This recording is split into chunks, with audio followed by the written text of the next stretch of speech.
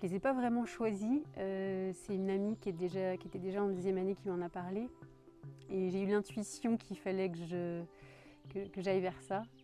Et puis pas mal par curiosité.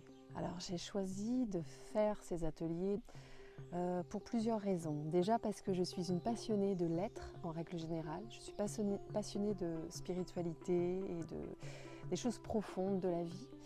Et cet atelier propose ce genre d'expérience et d'aventure, donc ça ne pouvait que me plaire.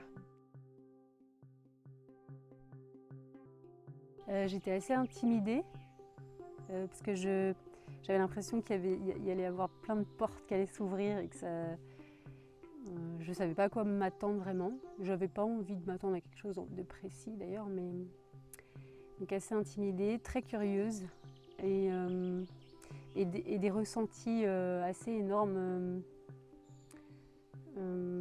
voilà, physiques.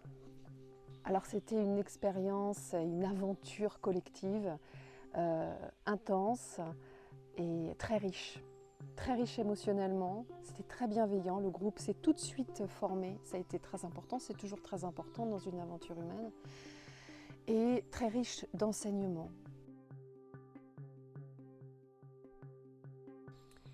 Alors les ressentis sont venus s'accentuer.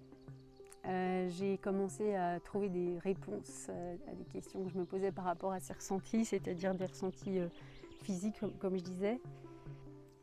Un espèce d'univers énorme qui s'ouvre sur en fait tout ce qu'on ne voit pas et qui est pourtant là. Donc ça, c'est vertigineux. Moi, je suis venue à chaque fois avec un enthousiasme de malade et avec beaucoup de joie. De la connaissance, de la structure, de la gratitude. Je me suis sentie vraiment très chanceuse de participer à ces ateliers. Et en plus, évidemment, la connaissance spécifique de la culture amérindienne qui était tout à fait nouvelle pour moi. Ça, c'était aussi très passionnant et un nouvel outil à utiliser, un outil de guérison, de surcroît. Donc ce n'est pas rien.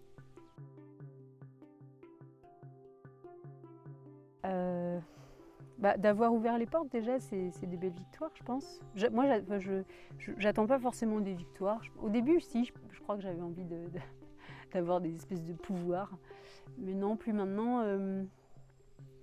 Je crois que je me suis apaisée aussi.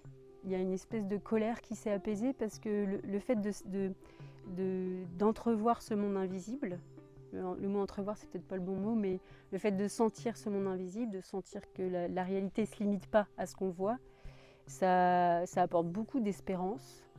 Donc je me suis apaisée. J'ai compris qu'il n'y avait pas que cet outil de la militance un peu frontale qui existait, quoi. Qu'il y avait d'autres leviers qu'on pouvait actionner, qui n'étaient pas frontaux comme ça, qui étaient plus subtils, mais qui mettent du temps à apprivoiser. Sur la bonne voie.